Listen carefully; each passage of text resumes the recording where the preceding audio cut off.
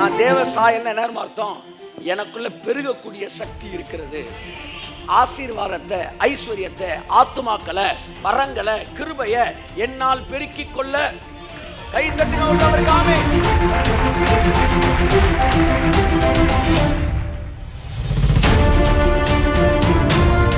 சாயல் வந்துருச்சுன்னா, சாயலை குறித்த அறிவு வந்துருச்சுன்னா உங்க ராஜ மேன்மை உங்களுக்கு திரும்ப வரும்.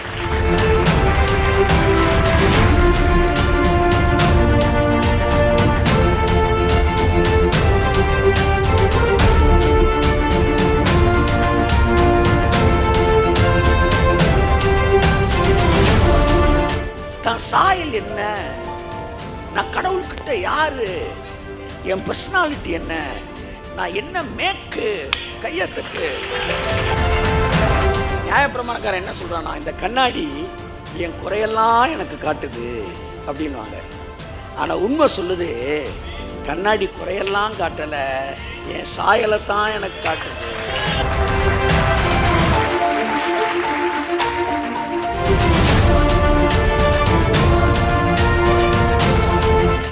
நாம் தேவர்களாய் இருக்கிறோம். உங்கள் வார்த்தையினாலே இந்த இடிந்து கிடக்கிற உலகத்தை, உங்க குடும்பத்தில் இருக்கிற குறைவுகளை நீங்க பேசும்போது அது நேர்மறையாய் மாறும். காரணம், நான் தேவனாய் இருக்கிறேன். ஒரு வசனத்தை வாசிப்போம். யாக்கோபு 1ஆம் அதிகாரம் 19, 20, 22, 23, 24, 25. ஆகையால் என் பிரியமான சகோதரரே, யாவரும் கேட்கிறதற்கு தீவிரமாயும் பேசுகிறதற்கு பொறுமையாயும் கோபிக்கிறதற்கு தாமதமாயும் இருக்க கடவர்கள். ஆமென். மனுஷனுடைய கோபம், எல்லாம் சொல்லுங்க, எல்லாம் சொல்லுங்க, மனுஷனுடைய கோபம். பக்கத்துல பார்த்து சொல்லுங்க, கோபம். அடுத்து தேவனுடைய நீதியை, எல்லாம் சொல்லுங்க, தேவனுடைய நீதியை. எல்லாம் சொல்லுங்க, மனுஷனுடைய கோபம், தேவனுடைய நீதினா என்ன? எல்லாம் சொல்லுங்க. பரிசுத்தமா வாழணும் சொல்லுங்க, ஒழுங்கா இருக்கணும் சொல்லுங்க, கற்புள்ளவர்களா நடக்கணும், அப்புறம் என்ன செய்யறது, நல்லா ஜெபிக்கணும், பைபிள் வாசிக்கணும், காணிக்கை கொடுக்கணும், தசமாவை கொடுக்கணும், வேலையை நல்லா செய்யணும், தேவனுக்கு பிடிச்ச மாதிரி வாழணும். இதெல்லாம் தேவ நீதியின் விளைவுன்னு வச்சுக்காங்களேன். தேவ நீதி அப்படின்றது இந்த இடத்துல உங்களுடைய நம்ம ஸ்டாண்டர்டுக்கு நான் பேசிகிட்டு இருக்கிறேன், சரியா? ஒரு நல்ல வாழ்க்கை வாழணும், கடவுளுக்கு பிடிச்ச மாதிரி வாழ்க்கை வாழணும், இது தேவ நீதி. மனசில் வச்சுக்காங்க. இப்போ வசனத்தை திரும்ப வாசிங்க. மனுஷனுடைய கோபம், மனுஷனுடைய கோபம் தேவனுடைய நீதியை, தேவனுடைய நீதியை நடப்பிக்க மாட்டாதே. எல்லாம் சொல்லுங்க, சொல்லுங்க, கையை அப்படி காட்டுங்க.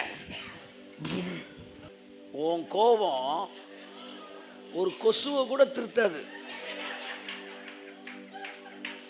இந்த வசனம் என்கிட்ட இருந்த 85% கோபத்தை தூக்கி எறிஞ்சிருச்சு. என்னை பார்த்து எல்லா தூதன் சொன்னாங்க, கர்த்தருக்கு ஒழுங்கா நீ பண்ணலடா. மனுஷ கோபம் தேவ நீதியை நடப்பிக்காது, நடப்பிக்காது, நடப்பிக்காது. நீ என்னதான் கத்துனாலும் நடக்காது, பருப்பு வேகாது. அதனால நீ கோபப்படாமல் அமைதியாக இருப்பதே சால சிறந்தது. பொண்டாட்டி மேல நீங்க கோபப்பட்டு பொண்டாட்டிக்குள்ள தேவ நீதி நீங்க கொண்டு வர முடியாது. வேணா உங்க முன்னாடி ஆக்டிங்க கொடுக்கும், நீங்க போனதுக்கு அப்புறம் அல்லோ புத்திசாலி பார்த்துக்க அப்படின்றாங்க. அதே மாதிரி ஒய்ஃபு ஹஸ்பண்டை சவுண்டை கொடுத்து ஒன்றும் மாற்ற முடியாது. ஃபோனை வாங்கி டமால் உடைச்சிங்கன்னா அவன் அடுத்து, சார் அந்த சாம்சங் எவ்வளோ சார்? எத்தனை பேர் வீடு ஏறி போய் பஞ்சாயத்தை கூட்டி சவுண்டை கொடுத்துருக்குறாங்க. அடுத்து நீ வீடை தான் மாற்றிருக்காங்க ஒழிய வேலையை மாற்றலை. ஏன் சார்? இது உங்களுக்குள்ள தெரிஞ்சிருச்சுன்னு வச்சுக்கோங்களேன், உங்களை மாதிரி ரெஸ்ட்ல வாழ்றவன் எவனுமே கிடையாது.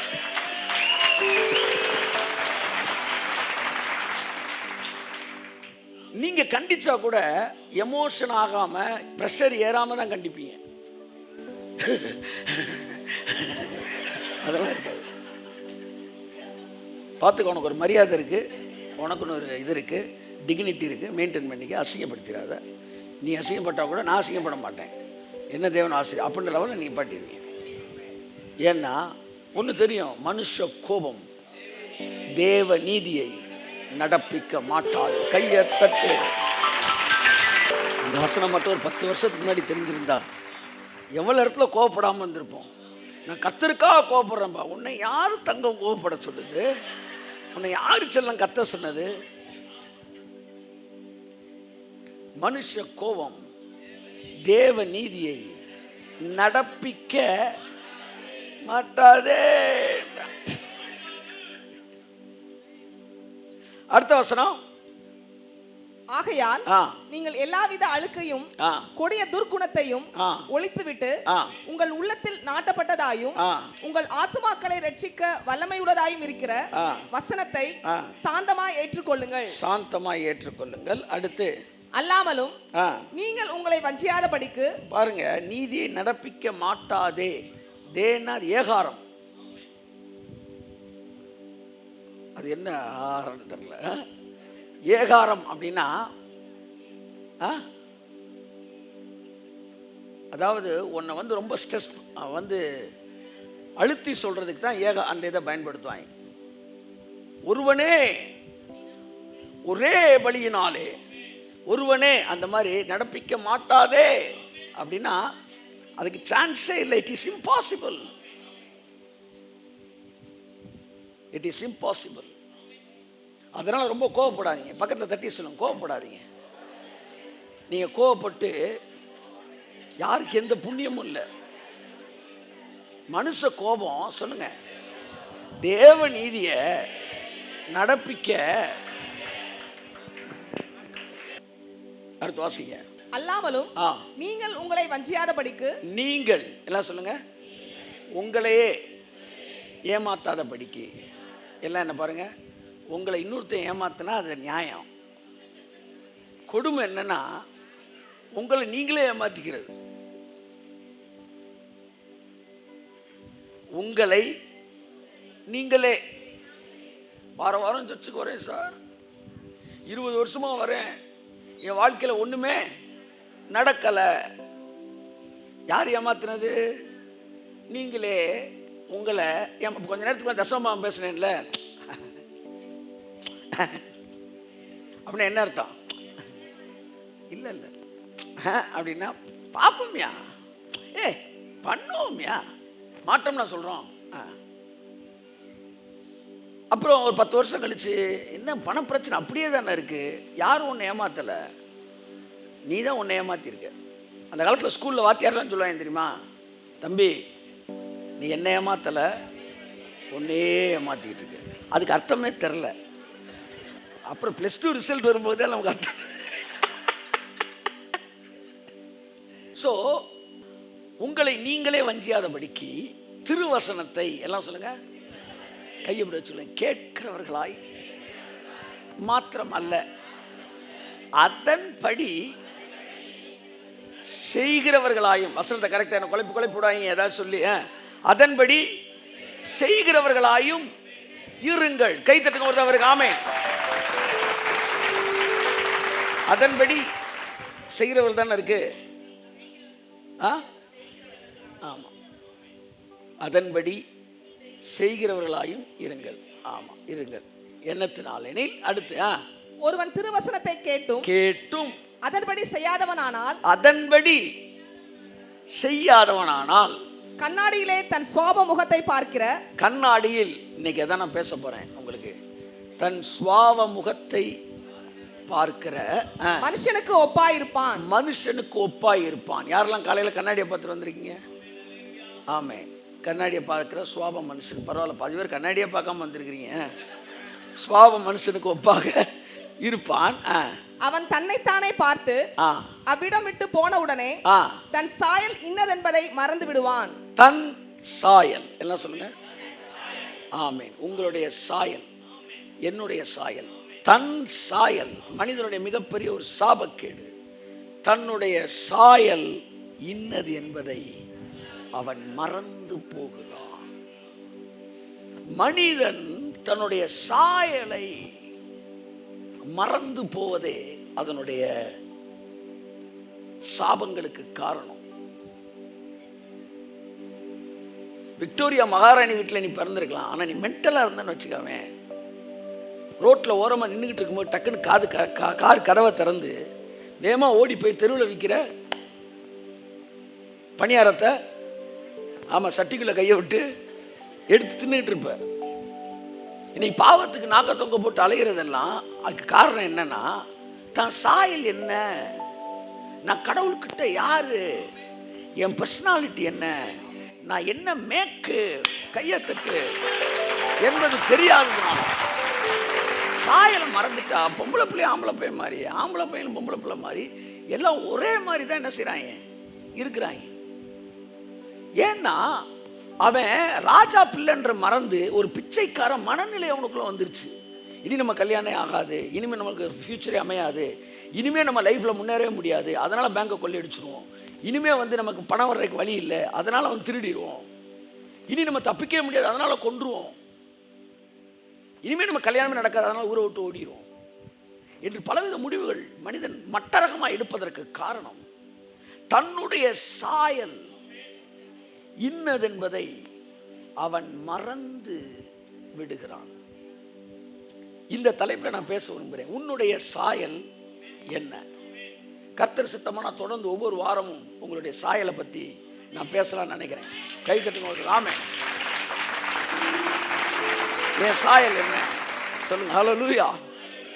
மனுஷன் தன் சாயல் என்ன என்பதை மறந்து விடுகிறான். ஆனால் ஆவியானவரோ நம்முடைய சாயலை நமக்கு நினைப்பூட்டுகிறார். கரங்களை தட்டி கர்த்தருக்கு நன்றி சொல்லுவோம். ஆமென். அடுத்து வாசிங்க. சுயாதீன பிரமாணமாகிய பூரண பிரமாணத்தை உற்று பார்த்து, பூரண பிரமாணத்தை உற்று பார்த்து. எல்லாரும் என்ன பாருங்க, பைபிள்ல எல்லாம் என்ன பாருங்க சொல்லுங்க. பைபிள்ல நிறைய பிரமாணம் இருக்கு. அண்ணனுக்கு தெரிஞ்சே சொல்ல மாட்டேன், அண்ணனுக்கு தெரிஞ்சே ஒரு 13 பிரமாணம் இருக்கு. தெரியாம எத்தனையோ பிரமாணம் இருக்கு. அத்தனை பிரமாணத்தையும் பூரண பிரமாணம்னா சுயாதீன பிரமாணம் தான். புரிஞ்சவங்க புரியாட்டினாலும் கை தட்டுங்க. நான் சொல்றேன். பூரண பிரமாணம் அப்படின்னா, அதாவது என்னென்ன பிரமாணம் இருந்தாலும் அந்த பிரமாணங்கள் எல்லாவற்றிலும் கம்ப்ளீட் ஒரு லா அப்படின்னா the law of liberty. Hallelujah. நியாய பிரமாணம் அடிமைத்தனத்தின் பிரமாணம். எல்லாரும் இதைத்தான் செய்யணும் அப்படின்னா நியாய பிரமாணம். கர்த்தர் உனக்கு புத்தியை கொடுத்திருக்கிறாரு, ஆவியான உன்னை வழி நடத்துவாரு, அவர் உன்னை வழி நடத்துறபடி நீ செய் அப்படின்னா அது சுயாதீன பிரமாணம். கையை தட்டு. எல்லாரும் 3 இட்லி தான் திங்கணும் அப்படின்னா நியாய பிரமாணம். அவன் வயிற்றுக்கு ஏற்ற மாதிரி சாப்பிடுப்பா அப்படின்னா சுயாதீன பிரமாணம். இன்னைக்கு உபவாச ஜெபத்தை என்ன சொல்லித்தராங்க, எல்லாரும் 3 இட்லி தின்னு 8 இட்லி தின்னுன்றாங்க. அவன் திங்க முடியல சார்னு அதைவே ஒரு ஜெப குறிப்பா சொல்றான். அதாவது 2 மணி நேரம் நீ ஜெபி ஜெபி அப்படின்னு கத்துறாரு. அதை 8 இட்லியை தின்னுன்றாரு. அவன் முடியல சார்னு அதையே ஜெப குறிப்பாக்கிட்டான். இவர் அதுக்கு திட்டுறாரு. என்ன நீ ஜெபிக்க முடியலன்னு ஜெபிக்கிற? ஐயா முடியாதெல்லாம் ஜெபிக்க சொல்லி நீங்க தானே சொன்னீங்க, இது முடியல ஜெபிக்கிறேன். அப்ப இது நியாய பிரமாணம். எவ்வளவு நேரம் ஜெபிக்கணும், நீ எத்தனை இட்லி சாப்பிடணும் ஏன்டா கேட்கிற? ஜெபம் என்பது அறுவடை. ஒரு ஆப்பிள் தோட்டத்துக்குள்ள போய் வேண்டிய அளவு ஆப்பிள் எடுத்துக்காங்கன்னு சொன்னா எத்தனை ஆப்பிள் ஏன்டா கேட்ப? உனக்கு எத்தனை ஆப்பிள் எடுக்கணுமோ அவ்வளவு நேரம் நீ அறுத்துக்க. எவ்வளவு அறுக்கணும்னு நினைக்கிற அவ்வளவு ஜெபிச்சுக்க. கொடுமையா இருக்கு. ஜெபம் என்பது உழைப்புன்றனால தானே எவ்வளவு நேரம் ஏன்டா கேட்கிற? ஜெபம் என்பது உழைப்பல்ல, உழைத்த உழைப்பின் பலனை அறுக்கிற அறுப்பு. ஐயத்தட்டே. ஆமா நான் சொல்லி நல்லா புரியணும் உங்களுக்கு நினைக்கிறேன்.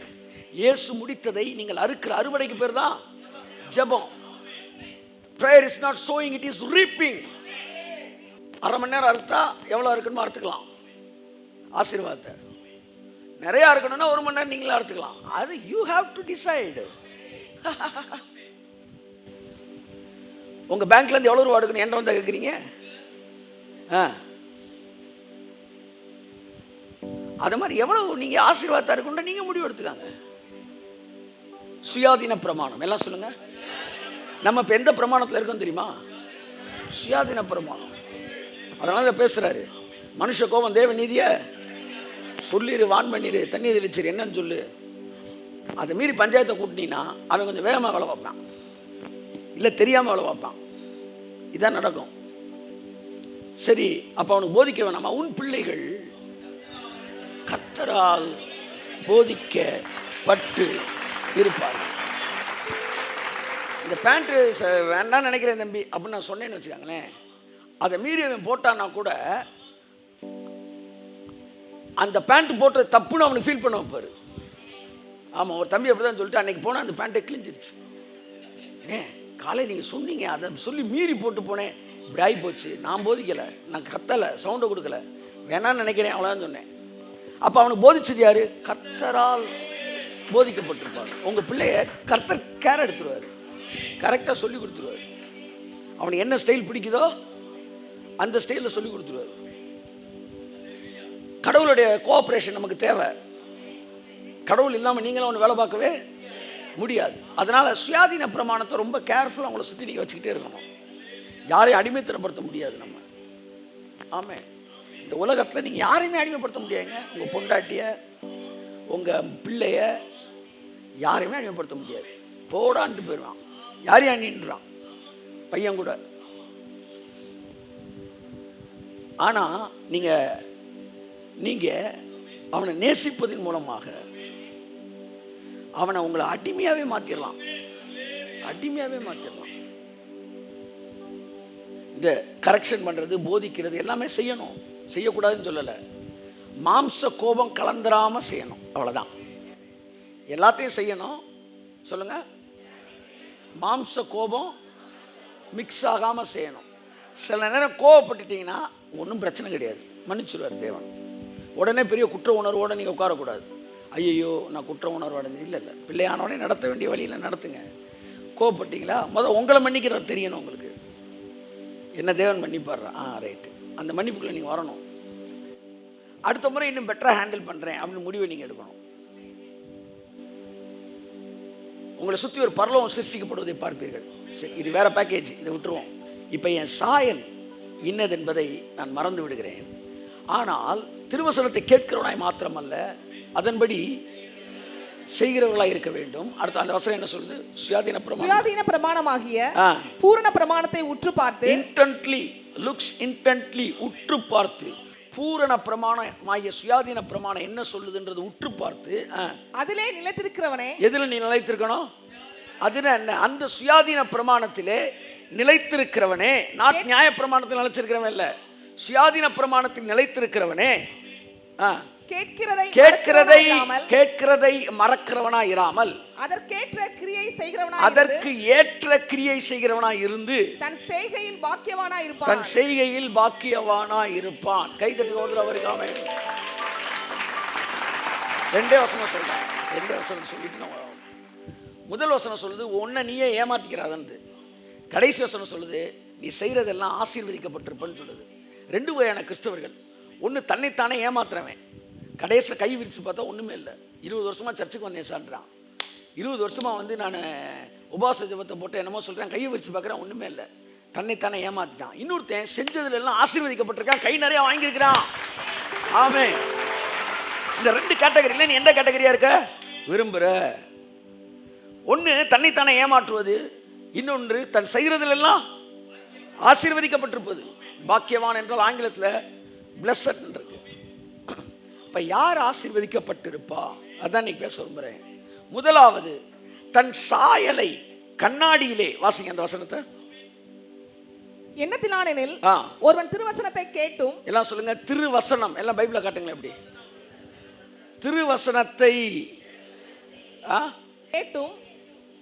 கேட்டும் அதன்படி செய்யாதவனானால் கண்ணாடியிலே தன் சுவாவ முகத்தை பார்க்கிற மனுஷனுக்கு ஒப்பாயிருப்பான். எல்லாம் அப்படி காட்டுங்க. இது கண்ணாடி, எல்லாம் தூக்கி காட்டுங்க. கண்ணாடி கொண்டு வந்திருக்கீங்களா? கண்ணாடியிலே என்ன சொல்லுங்க, இந்த கண்ணாடி எதை காட்டுதான்? என் சுபாவத்தை காட்டுது, அதாவது என் சாயலை காட்டுது. எல்லாம் சொல்லுங்க. இந்த கண்ணாடி, இதை கண்ணாடின்னு எல்லாருமே ஏற்றுக்கிறாங்க. நியாயப்பிரமாணத்துக்காரங்களும் ஏற்றுக்கிறாங்க, நம்மளும் ஏற்றுக்கிறோம். ஆனால் நியாயப்பிரமாணக்காரன் என்ன சொல்கிறான்னா, இந்த கண்ணாடி என் குறையெல்லாம் எனக்கு காட்டுது அப்படின்வாங்க. ஆனால் உண்மை சொல்லுது, கண்ணாடி குறையெல்லாம் காட்டலை, என் சாயலை தான் எனக்கு காட்டுது. கையேத்தட்டு. ஆமாம், நம்பர் 1 இங்கே நான் மாறுபடுறேன். என்னை எனக்கு காட்டி அப்படின்னா என் தப்பெல்லாம் எனக்கு காட்டுறதுக்கு இல்லை இந்த கண்ணாடி. ஏன்னா பைபிள் இந்த இடத்துல உன் குறைவுகளை காட்டி அப்படின்னு இல்லை, உன் சாயலை உனக்கு காட்டி. கையத்தட்டு. நல்லா நல்லா என் சாயலை காட்டுகிற கண்ணாடியே. அல்லேலூயா சொல்லுங்களேன். உங்க கையில ஒரு கண்ணாடி இருக்கு சார். இந்த கண்ணாடி நீங்க யாரு, உங்க ரியாலிட்டி என்ன, உங்க ரெஸ்பான்சிபிலிட்டி என்ன என்கிற கண்ணாடி, என்கிற சாயலை காட்டக்கூடிய கண்ணாடி. நம்பர் 1 குறைகளை காட்டும் கண்ணாடி அல்ல, இது சாயலை காட்டுகிற கண்ணாடி. இந்த சாயலை நீங்க பார்த்துட்டு இதுதான் நான் என்பதை நீங்க கண்டுபிடிச்சிட்டு அந்த சாயலை மறக்கவே கூடாது, மறக்கவே கூடாது. ஒரு திருடன் என்ன செஞ்சிட்டான், ரட்சிக்கப்பட்டு என்னவாயிட்டான், போலீஸ் வேலைக்கு போய் சேர்ந்துட்டான். வேலை பரீட்சை எழுதி போலீஸ் ஆயிட்டான். போலீஸ் வேலையில் போயிட்டு இருக்கும்போது விசில் ஊதுனோன்னு இவன் ஓட ஆரம்பிச்சிட்டான். என்னடா இருடா அப்படின்னா, என்ன சாரி, ஏன் சாயல் என்னன்ற மறந்துட்டான். அப்புறம் தான் கண்ணாடியை பற்றி நம்ம தான்டா போலீஸ்.